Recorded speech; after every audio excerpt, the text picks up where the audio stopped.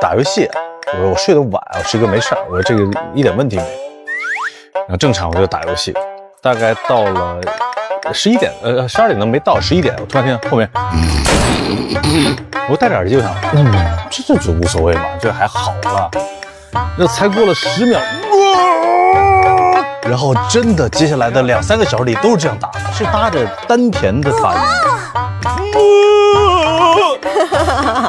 我都不敢，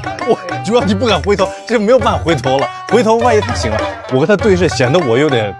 失敬了。你知道那时候我刚进单位，显得我有点没有礼数，就是因为我答应了，已经是咱俩就我没问题，可能扛住所有的一切。